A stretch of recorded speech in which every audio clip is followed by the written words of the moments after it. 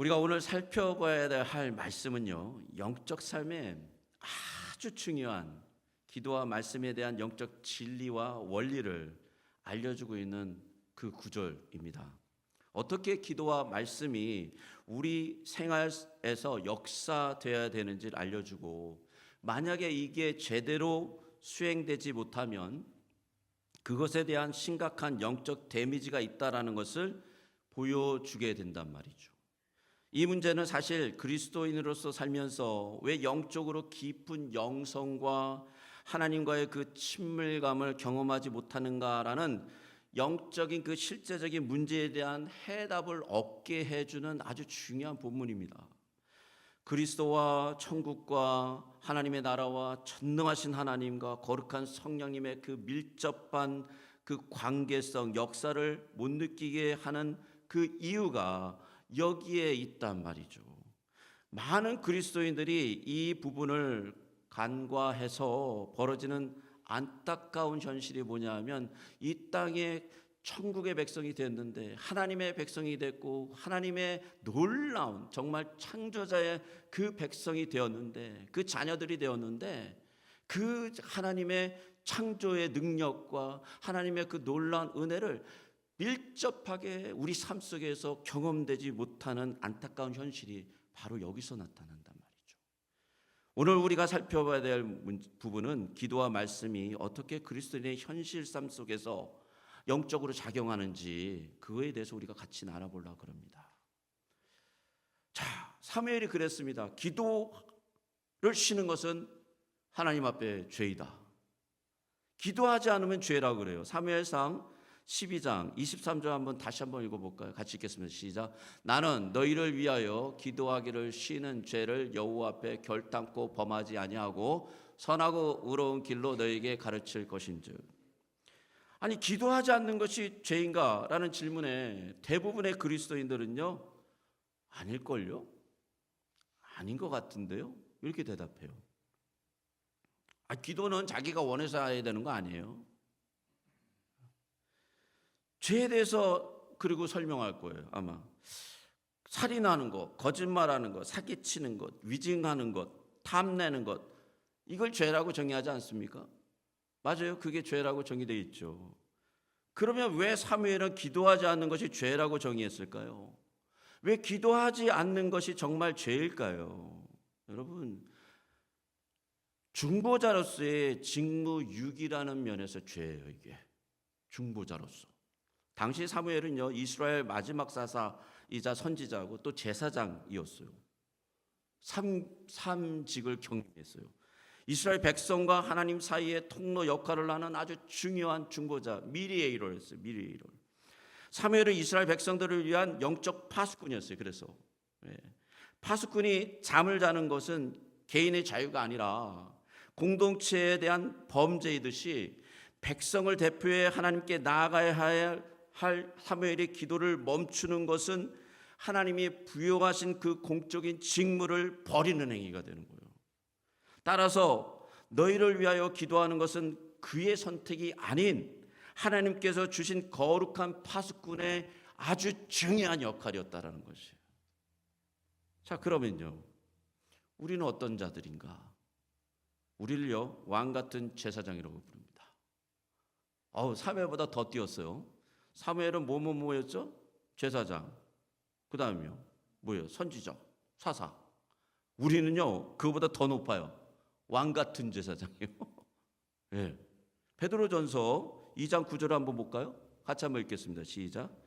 그러나 너희는 택하신 족속이요 왕 같은 제사장이요 거룩한 나라요 그의 소유가 된 백성이니 이는 너희를 어두운 데서 불러내어 그의 기이한 빛에 들어가게 하신 이의 아름다운 덕을 선포하게 하려 하심이라.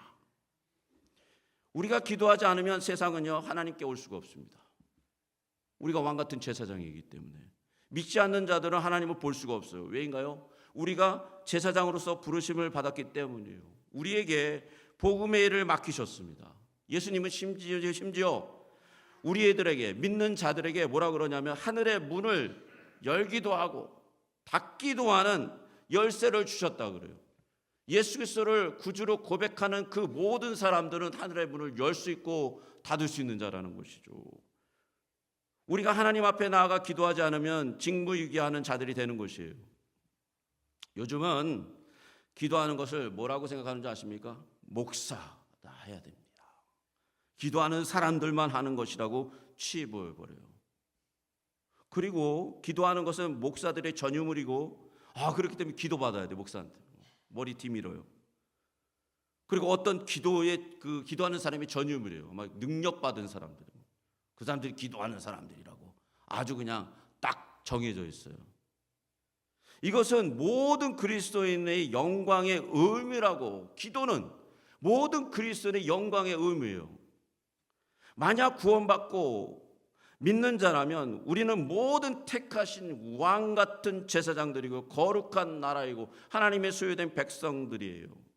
우리는 하나님의 참 빛과 그의 선하심과 아름다운 덕을 선포하기 위해 기도해야 되는 자들이 되는 거예요. 그래서 기도해야지만 그 일이 일어나기 때문에 이 사역을 감당하지 않는 것은 하나님의 부르심을 없이 여기는 거예요. 그 전능하신 하나님의 부르심을요, 하나님의 뜻을 우습게 여기는 거예요.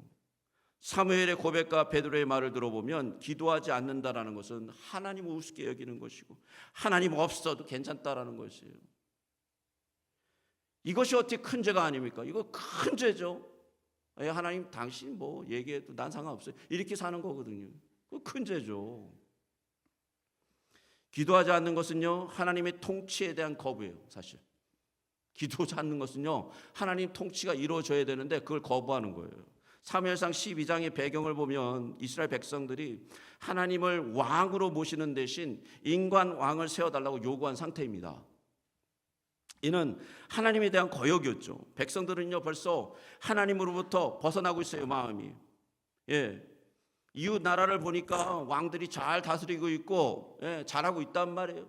자신들이 보기에 쉽게 핸들할 수 있는 왕이 좋단 말이에요. 하나님 얼마나 어렵습니까? 하나님 뵈려면 두렵고요, 떨리고요, 자진 거를 다 그냥 순종해야 되고요. 근데 쉬운 왕이 좋죠. 조금만 곡물만 바치면 자신의 마음대로 움직여주는 왕이니까. 그래서 하나님을 벗어나고 있었어요, 백성들이. 그래서 사무엘은 백성들이 하나님을 떠나지 않도록 끊임없이 기도를 붙잡아야 됐어요. 그대로 기도로. 만약 사무엘의 기도를 쉰다면 그거는 백성들이 하나님 없이 살도록 방치하는 결과가 되는 거예요. 즉 하나님의 통치가 중단되도록 그냥 방치해 두는 거라는 거예요. 기도 안 하면. 사무엘 입장에서 만약 제가 여러분을 아침마다 여기서 기도하지 않으면 저는 죄가 성행하도록 방치하는 사람이 되는 것입니다. 이와 같이 만약 여러분이 똑같습니다. 하나님의 뜻에 따라 기도하지 않으면 죄가 당신에게, 여러분의 가족에게, 우리 교회에게 퍼져나가도록 방치하는 자들이 되는 것입니다. 그래서 기도해야 된다는 것이에요. 하나님께서 우리의 죄를 용서하시고 죄를 멀리하게 해달라고, 죄와 싸워서 이기게 해달라고, 자신의 자랑과 허물과 욕심을 내려놓게 해달라고, 또한 교회적으로 용기를 얻고 희망을 얻고 소망으로 견디며 세상에서 복음의 사역을 감당하게 해달라고 날마다 기도해야 된다는 것이에요. 그거 안 하면 방치하는 거예요, 하나님의 통치를. 하나님의 통치가 우리 역사 속에 역사돼야 돼요. 그렇게 기도해서 만약 하나님의 통치가 역사되지 않으면 뭐가 역사하고 있을까요? 여러분의 삶 속에 죄가 역사하고 있는 것이죠. 죄가 당연하죠. 하나님께서 우리를 다스려 달라고 기도하지 않으면요, 그게 어떻게 작은 죄입니까? 큰 죄죠. 큰 죄예요. 엄청난 큰 죄죠. 언약적 책임에 의해서 기도해야 됩니다. 하나님과 이스라엘은 언약의 관계에 있었어요. 언약이라는 것은 관계예요. 관계. 사무엘은 이 언약, 즉 이 관계를 유지하도록 백성들을 위해서 간구할 책임이 있었습니다. 기도는 하나님과의 관계를 유지하는 끈이에요. 끈. 사무엘에게 있어서 기도를 쉬는 것은 하나님과의 관계를 가볍게 여기는 태도이자 하나님의 도우심 없이도 백성을 이끌어갈 수 있다는 교만한 표현법이 될 수 있는 것이에요. 그렇기 때문에 사무엘은 기도를 마땅히 해야 되는 하나님의 법이라고 여기고 기도하는 것입니다. 이를 행하지 않는 것은 순정함이 부족한 것으로 나타나는 것이에요. 결국 죄를 짓는 것이죠. 여러분, 우리가 잘 알듯이 칼빈이 이런 얘기를 했어요. 기도는 영적 호흡이다. 한번 따라해 보세요. 기도는 영적 호흡이다. 아멘. 사무엘이 기도를 쉬는 것은 영적인 생명을 포기하는 것과 다름없는 무서운 일이에요. 호흡이 멈추면 어떻게 됩니까? 아니, 호흡이 약해지면 어떻게 됩니까? 기도를 그냥 설설히 했어요. 좀 그냥 대충 그냥 숨 헐떡이듯이. 그럼 뭐 어떻게 돼요? 호흡이 잘 안 되면요, 온몸이 망가집니다. 이와 같이 우리에게도 기도는 하나님과의 언약적 관계를 유지하는 생명줄이에요. 우리가 영적으로 호흡을 제대로 하지 못한다면 여러분 어떻게 되겠습니까? 육신도 호흡을 잘 못하면 망가지는데 영적인 게 안 망가질 것 같아요? 영적인 삶이 망가지기 시작하는 거예요. 영적인 삶이 망가지면 실제로 우리의 삶도 제대로 작동하지 못하게 됩니다. 우리의 실제 삶도. 왜냐하면 영적인 것과 실적인 삶이 다 연결되어 있기 때문이에요. 기도를 제대로 하지 아니하면서 신앙생활을 잘하고 있다라고 말하는 사람들은 영적으로 정말 망가진 상태라는 것을 자기 입으로 고백하는 거예요. 기도하지 않는 것은 죄라는 것이 분명합니다. 분명해요. 반드시 기도해야 된다는 것이죠. 둘째로, 말씀을 전하지 않거나 말씀대로 살지 않으면 죄인가? 이것도요, 많은 성도들이 이렇게 얘기해요. 말씀 전하는 건 목사님만 해야 되는 거 아니에요? 목사님만 하고 좀 그거를 잘 아는 사람만 해야 되는 거 아니에요? 이렇게 목사의 전유물로 생각합니다. 아니에요. 그렇지 않아요. 우리 모두를 복음의 사역자로 주님이 부르신 줄 믿습니다. 너무 약해요. 우리 모두를 주님이 복음의 사역자로 부른 줄 믿습니다. 맞습니다. 우리 모두가 주님의 복음의 사역자로 불렸어요. 고린도전서 9장 16절을 한번 같이 읽어보겠습니다. 내가 복음을 전할지라도 자랑할 것이 없음은 내가 부득불할 일임이라. 만일 복음을 전하지 아니하면 내가 화가 있을 것이로다. 이게 두 번째 바로 영적 원리가 여기서 나옵니다. 바울이 화라 그래요. 화라는 것은요, 존재 목적을 상실한다라는 면에서 화예요. 이게 바울에게 복음을 전하는 것은 하면 좋은 일이 아니에요. 하지 않으면 안 되는 일이에요. 이게 하지 않으면. 그래서 바울은 부득불할 일, compulsion이란 단어를 사용합니다. 다시 말해서 반드시 해야 될 일이라는 거예요. 복음 전하는 거. 바울이 다메섹 도상에서 부활하신 주님을 만났고 이방인의 사도로 택하심을 받았습니다. 그는 자신의 복음의 빚진 자였어요. 그 빛은 어떤 거냐면 영원한 생명의 빛을 졌어요. 영원한, 감히 그 어떤 세상의 것으로도 감히 비교 불가능한 빛이 젖어진 거예요. 여러분, 우리가 1억 접어요. 빛 1밀리언 빛 접어요. 가슴이 덜덜덜 떨리고요, 밤에 잠을 못 잡니다. 10만 불만 빚 접어요. 크레딧 카드에 몇만 불만 쌓여봐요. 정신이 오락가락합니다. 그런데 여러분에는 어떤 빚을 졌다고요? 영원히 갚지도 못할 엄청난 빚이 젖어 있는데 왜 이렇게 태평하십니까? 왜 이렇게 태평해요? 몇만 불 빚지고는 그냥 덜덜 떨리는 가슴이. 우리가 복음의 빚진 자라는 것을 분명히 알아야 돼요. 자신의 존재 이유를, 만약에 복음을 전하지 않는 그런 자라는 것은 그런 상태란 자신의 존재 이유를 부정하는 상태다라고 바울은 고백하고 있습니다. 여기서 화란 하나님으로부터 오는 외적인 심판뿐만 아니라 사명을 저버린 자가 겪게 될 영적인 파멸. 사명을 버리면요, 영적인 파멸이 옵니다. 그리고 양심의 극심한 고통이 와요. 양심의 극심한 고통. 막 찔리는 거죠. 마음이 막 불안한 거예요. 그래가지고 잠도 못 자고요. 그래가지고 스트레스 받고요. 우리도 알게 모르게. 왜냐하면 영적인 세계는 계속 돌아가고 있으니까요. 우리 현실의 세계는 그냥 편안한 것 같지만 영적인 세계는 그렇게 안 돌아가고 있거든요. 구원받았다라는 것은 천국에 간다라는 의미입니다. 그런데 구원받았다라는 것은 단지 천국에 간다라는 의미만 같지 않습니다. 구원받았다라는 것은요, 하나님의 자녀들로 새롭게 태어난 자들이라는 것이에요. 이게 무슨 얘기냐? 더 이상 세상에 의해서 움직이지 않고요, 세상의 개념에 의해서 흔들리지 않고, 세상의 꿈을 갖고 살아가지 않고, 세상을 바라보지 않고, 그것이 다인 양 살아가지 않는다라는 거예요. 그럼 어떻게 살아갑니까? 하늘의 소망과 기쁨을 가지고 살아가는 자들이라는 것입니다. 성령님의 인도하심을 받고 성령님의 능력으로 영적인 가문과 감격과 감사로 살아가는 자들이라는 것이, 그게 새로 태어난 자들이라는 것이죠. 그런데 사명을 잃어버린다라는 것은 이와 같은 하나님의 놀라운 계획, 아름다운 그 하나님의 사역들, 은사들을 다 놓치고 살아간다라는 거예요. 그냥 이 세상을 살아가는데 밋밋이 살아가는 거예요. 그냥 꾸역꾸역 하루하루 그냥 아이고 오늘은 어떻게 견뎌요, 그러고 살아가는 거예요. 그걸로 추락되는 거예요. 우리의 존재 목적을 상실하게 되면요, 이렇게 되는 거예요.